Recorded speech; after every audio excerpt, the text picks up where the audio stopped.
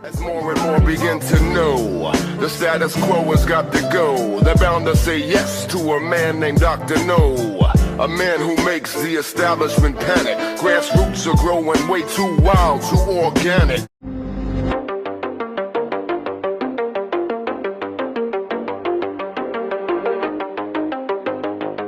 So the International Monetary Fund has said it expects the Russian economy to grow by 1.5% this year, despite the U.S.-led Western sanctions campaign against the country, which President Biden once vowed would turn the ruble into rubble. So the Russian economy shrank by 2.1% last year, but it has bounced back as Russia is adjusting to the sanctions.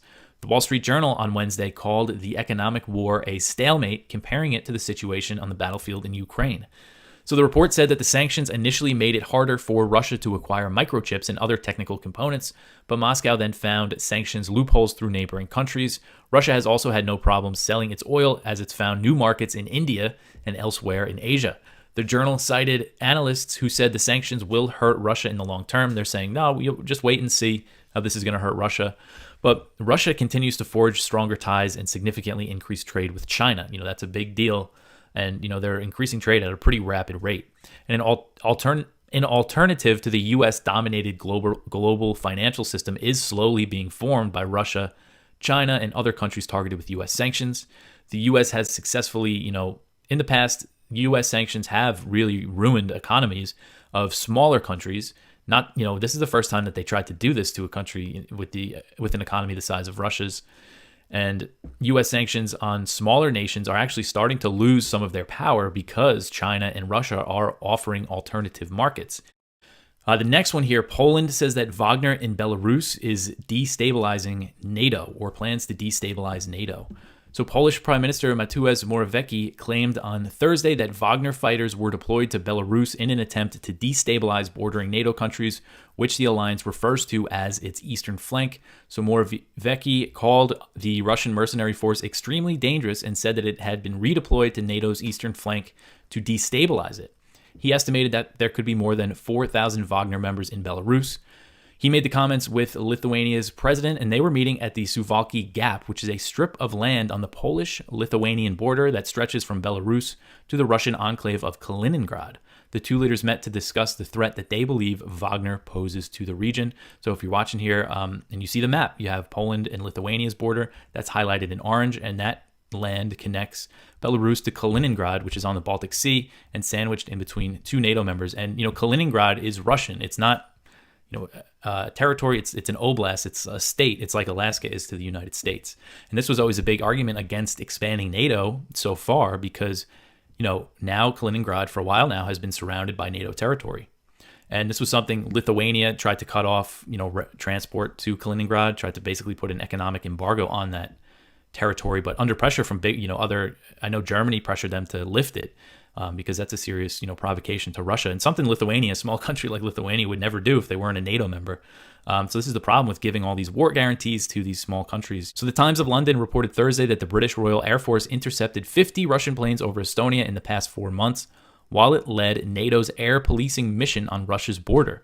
So the skies in the Baltic region of Europe have become a potential flashpoint for a direct conflict between NATO and Russia as their aircraft have had frequent encounters, demonstrating the risks of NATO expansion up to the Russian border. British officials said that there's been a significant increase in Russian military flights in the area since Russia's invasion of Ukraine.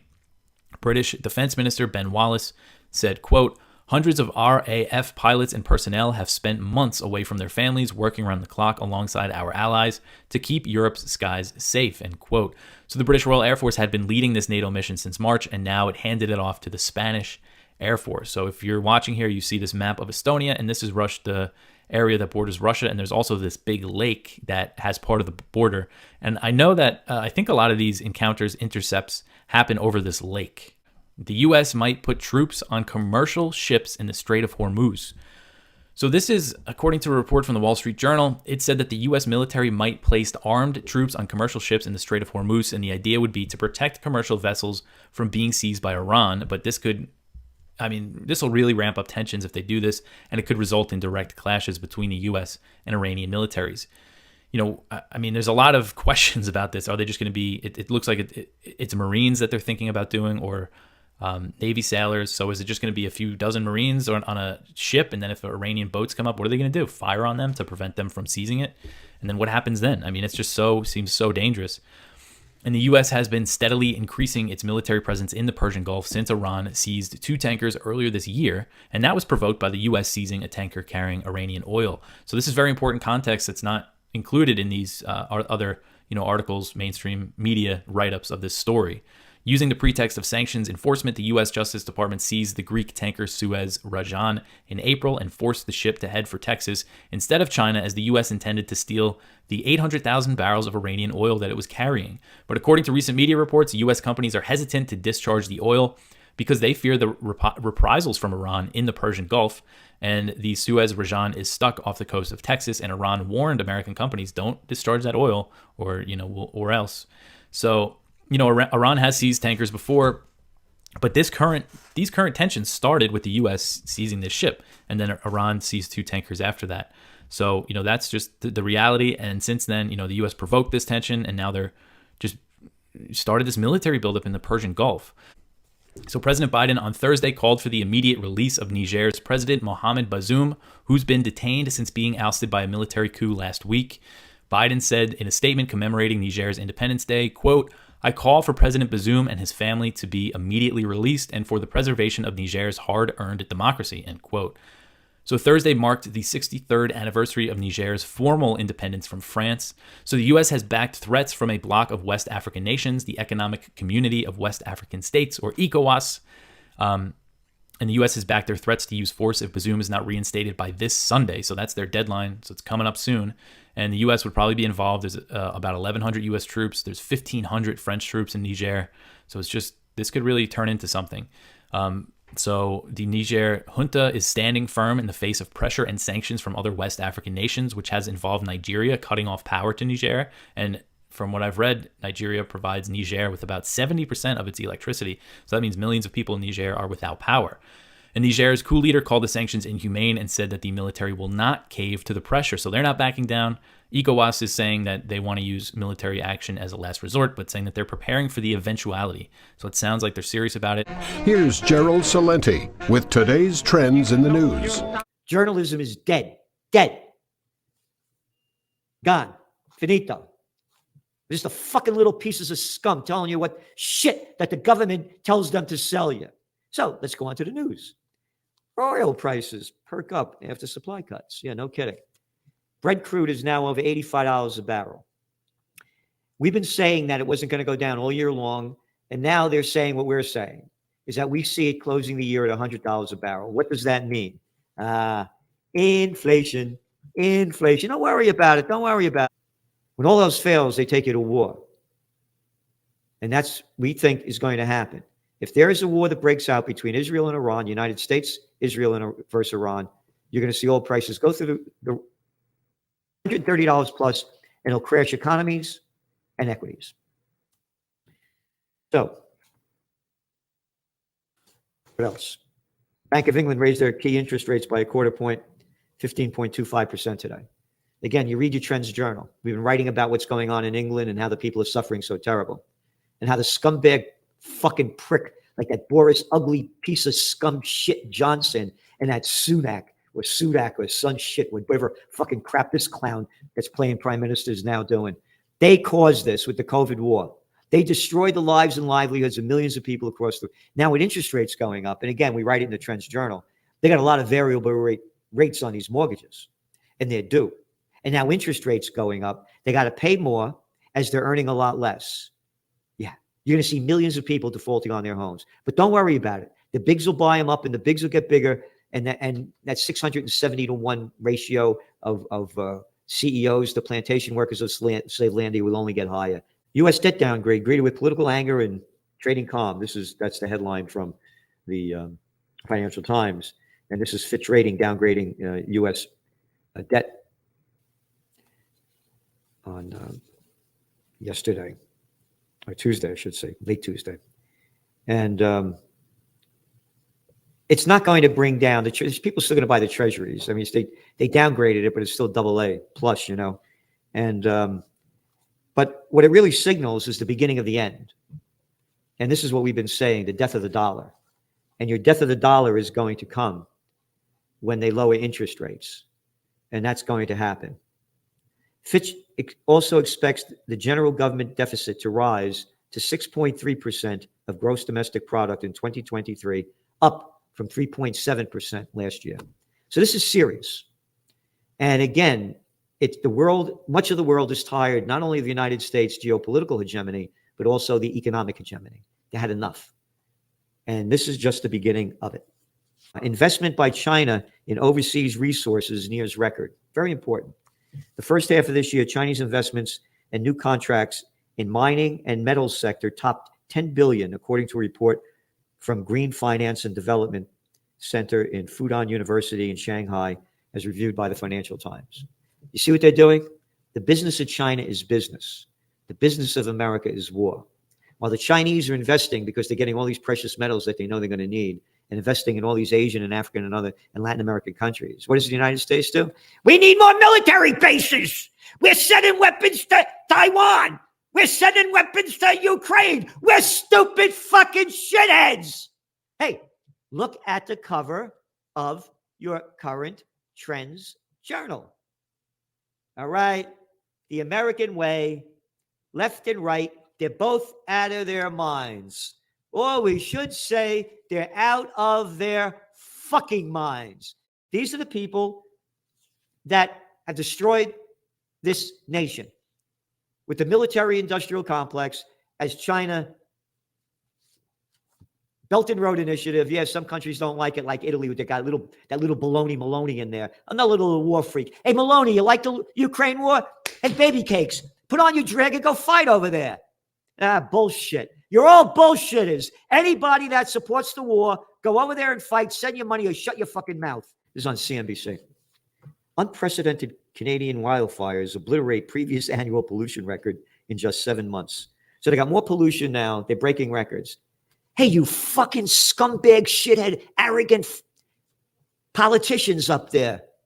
Oh, Trudeau and his wife broke up. Oh, yeah, wonder why. Because you don't know why. Anyway. Oh, Canada that just went over to the Taiwan Straits with the United States. You can't put out a fucking fire. You're too fucking stupid to put out fucking fires. These are the shitheads that we got running and ruining our lives. Get rid of those incandescent light bulbs. Can't have them anymore in America as they're fucking polluting the fucking planet with these fucking fires that are going over to Europe. And the scumbag, arrogant bastards and bitches can't put out a fucking fire. Oh, speaking of which, this is an article in the toilet paper today. COVID cases on the rise in New York. Despite the uptick, several epidemiologists expressed doubt that there would be a major wave in cases in the coming weeks. Blah, blah, blah, blah. Epidemiologists cited several factors, ready? Likely contributing to rising transmissions. Okay. They're giving you now factors of why COVID cases are going up. Write this down, boys and girls. Including a few days of scorching heat that kept many people indoors. Wait a minute. Kept many people indoors? Hey, those fucking Cuomo, that arrogant scumbag over there in California. Witless Whitmer, Gavin Newsom, that arrogant prick, the fuck who closed down everything while he's partying at the French Laundry. Stay in your house, you dirty louse, stay in your house. Hey, wait a minute. If I stay in my house, it says right here that epidemiologists cited several factors, including a few days of scorching heat that kept many people indoors where respiratory viruses spread more easily. Wait a minute. Why the fuck did you tell us to stay home if the virus spreads more easily? Which we wrote about in the Trends Journal as it was happening. That arrogant fucking prick, Andy Cuomo, the daddy's boy. My daddy was Mario. I renamed the Tappan Zee Bridge after him and charged you $30 million, you stupid fucking shitheads in New York. He said, more people are dying that stayed home, that went to the hospital. Yeah, no fucking shit. But yet they forced kids to go home, closed down schools, fucked up everything. And now But they don't mention that in the article. We do in the Trends Journal, and that's why you subscribe. You're listening to Part of the Problem on the Gas Digital Network. Because the fucked up thing about the accusation of a dog whistle is it's kind of like, it's like a get out of argument free card for progressives. Because now you don't have to deal with what your opponent is saying. You don't have to respond to what they're actually saying. Instead, you get to decide what they're really saying, i.e. what they didn't say, but you've decided they mean. And now you can just take on that. So if you say, and you see this is done all the time. If you say, like, you want stricter immigration controls, okay, well, that's just a dog whistle to white nationalism or something like that. If you know what I mean? If you say, like, any comment you make that challenges progressive orthodoxies, they can now say, well, what you're really doing is you're trying to dog whistle to other bigots. See, you won't come out and say it, but I know deep down that's what you really mean. It's a very underhanded tactic that is, I gotta say, shockingly effective. Like, if you think, Rob, about it, because if you think about how deep this problem is, right? What if you were to go onto like a college campus? Let's say you were invited to like a typical, like, kind of progressive college campus and speak to young people, and you were to tell them, like, why you're a libertarian. It's not that they would hear your arguments and then be like, well, we disagree with this because of X, Y, Z. It's not even like they're programmed with arguments that counter your arguments, and so they'll just regurgitate those arguments. It's much worse than that. They've been trained to, as soon as they hear you say this, start to decide what you really mean by that. You know what I mean? It's like they've been trained to go, oh, what you really mean is that you're a bigot, rape apologist, or like whatever the buzzword term of the day is. Like, that's like how devastating propaganda really works, or like how propagandizing people really works, is that you train them, like, this dog whistle mentality is a big part of it. You train them to not even hear what the person is saying, but to hear certain key triggers and then decide what they're really saying. You can see this all the time. Like, if you go watch any of those things where like speakers are protested on college campus, just look at it. Like, that's what you're seeing. You're seeing them respond to what they've been programmed to believe the person is saying, rather than anything that the person is actually saying. And that's whether you agree with that person or not is kind of immaterial. Just notice the dynamic. I mean, I see this with like Ben Shapiro when he used to go to college campuses. I don't agree with Ben Shapiro on a lot of things, but you could clearly tell these kids, they're not even hearing him. They're not even hearing what he has to say. They've immediately already decided, like, and that's why you have them sitting there calling him a Nazi, even though he's like got a yarmulke on. You know what I mean? And like, you're like, dude, does that didn't fuck with you at all? And they're like, nope, we already know he's dog whistling. It's a very, very dishonest tactic, and incredibly effective. There's really no other way to spin this story. Clearly, Joe Biden was lying through his teeth when he said, I never discussed business with my son. They obviously had discussed this business. He had been on phone calls with them. He had met people who he was doing business with. So it's bad for the Bidens, but that won't stop MSNBC from doing what MSNBC does. Let's check it out.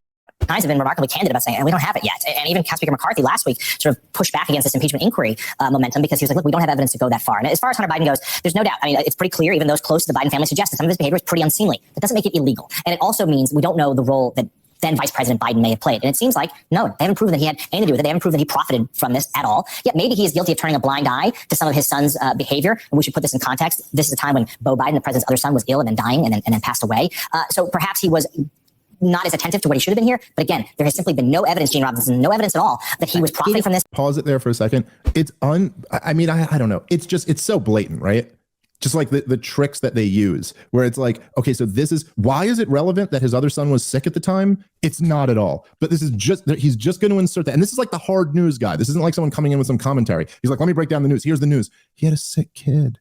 Did he turn a blind eye? I mean, yeah. Is it unseemly? Yeah. But we don't know that he profited from this in any way. By the way, Donald Trump, if you remember, was impeached over the Ukraine phone call. How much was any of this not brought up? No one at MSNBC would have said, but he didn't profit from this in any way. I mean, he didn't get an investigation on the Bidens. It didn't hurt his campaign opponent. Like, why would he do that? No one cared about what was going on in Donald Trump's life. No one cared if it was illegal, technically. You know what I mean? No one cared if it was actually criminal. They went, it was an abuse of power. It was that this is totally impeachable. And they went forward with the impeachment proceedings. It's just so laughable that this is what they have to go to. Well, first of all, he had a headache that day. And we've all had headaches.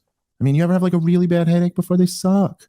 All right. So he dropped the ball. He's Joe. It's just really ridiculous journalism. All right, let's keep playing. Or that either of them committed a crime when it came to this. And we hear here from Comer and other Republicans, it's wishful thinking. They're trying to create a scandal when there's no evidence that they have one. Pause it right there. This is, again, another thing they'll repeat. Now, listen, I think we're being fair in the way we assess this. And even you said that you're like, look, it's can we prove that he was actually, doing business or involved on the take? I don't know if we have that proof. But this idea that there's no evidence that there's a scandal here, that is just not true. That is just not true. I was on that. I did that debate with Clint and those two brothers. I'm blanking on their name at the moment. But one of them said at one point where I brought up Bobolinsky, Hunter's other business partner, who had told the FBI that Joe Biden was in on it and he was getting paid. He went much further and said, no, Joe Biden was getting paid. He was taking the 10%. And I brought that up at one point and he goes, okay, that's just hearsay. And I was like, no, it's not. That's not what hearsay is. That's eyewitness testimony.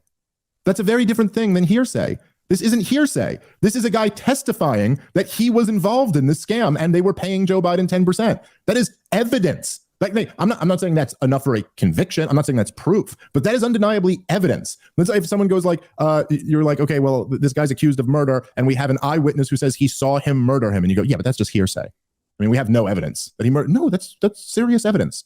Admissible in a court of law evidence.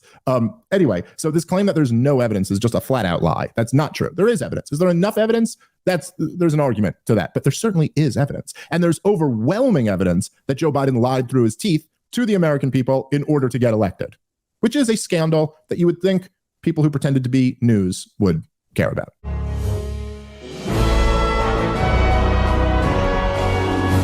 Because a major event occurred this week, and it's a long time coming because it probably could have been said years ago that the dollar and the bonds are being downgraded. U.S. bonds are downgraded by a major grading service, Fitch.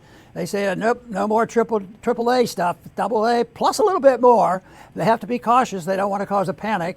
But this is a significant event. But it's something that most people know. And I was mentioning it to Chris. I said, I think even the ones that act differently on it, they know what it is, but they have to figure, what's the market going to do? Today we're going to do this. So there's a lot of that short time thinking. But long term, it was very easy. Matter of fact, these kind of events, I thought much more seriously about way back in the early 1970s and even the 1960s, because the handwriting was on the wall. And certainly when the Bretton Woods Agreement broke down, there was a severance of the dollar and gold and the definition of what a dollar was, that there could be nothing else than this.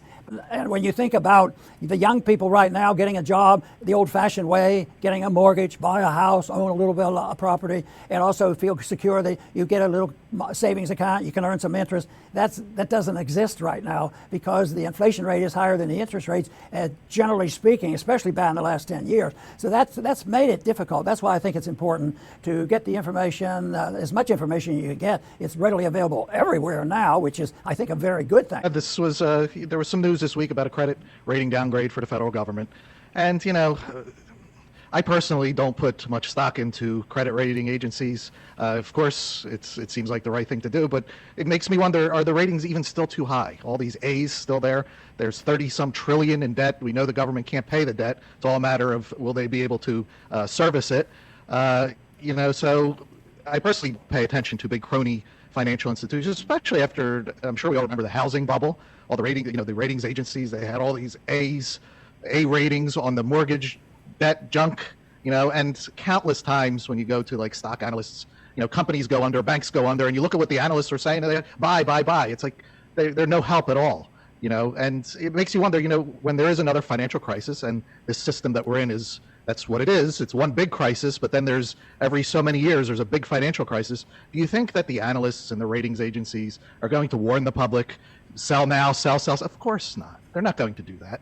And the bottom line to all this is you cannot outsource your own thinking, especially not to these big financial institutions that are largely tied to the government.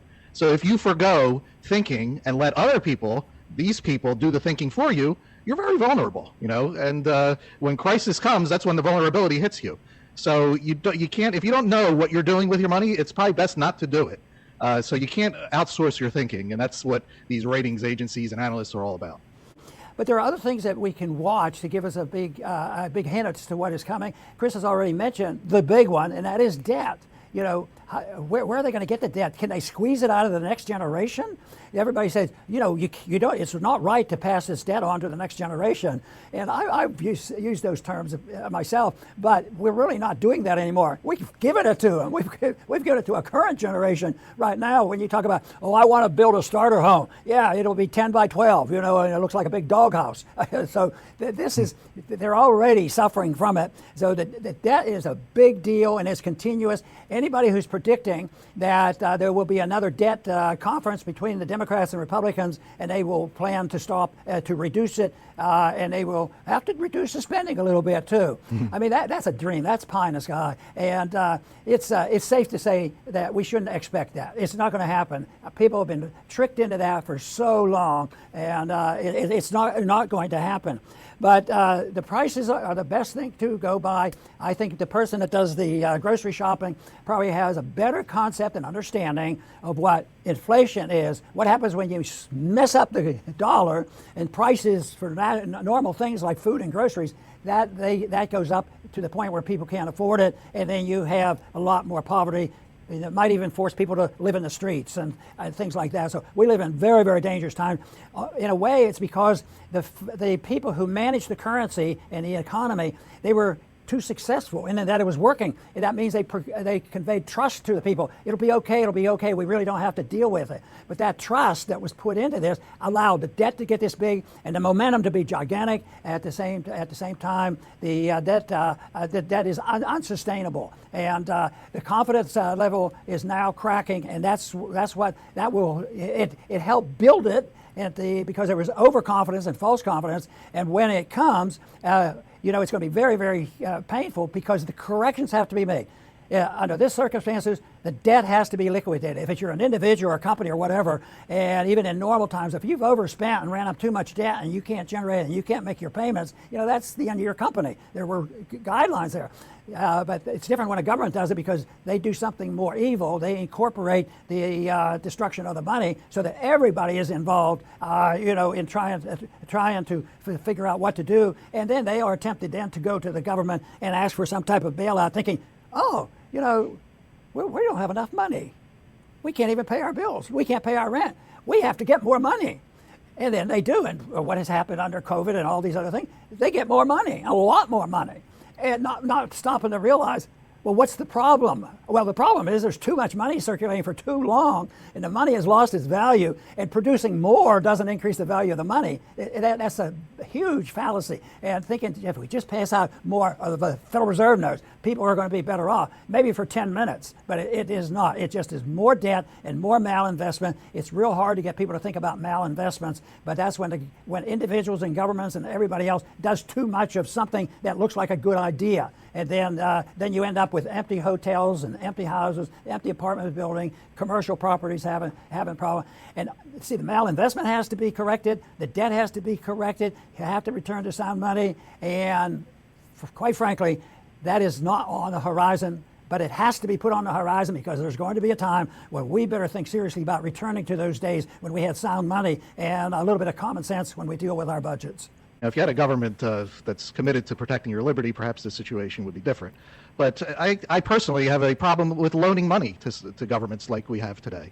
First, if I were to loan my money to them for one of their bonds, if they pay it back, they're going to pay it back with money that is worth much less, diluted money. So right off the bat, I'm being cheated. But beyond that, looking at if I were to loan them money by buying their treasuries, what they would even do with that money. First, they take it all over the world and destroy one nation after another. We talked about Ukraine as the latest example. Colonel McGregor did a great show this week on that. So they would use my money for that. And and at home, they would use it to propagandize me, talk about the weather and how they're going to fix the weather, propagandize me about their wars, about viruses. So I would be paying for my own propaganda. This makes no sense. Why would you do that to yourself? Why would you loan them money so that they could use that money against you?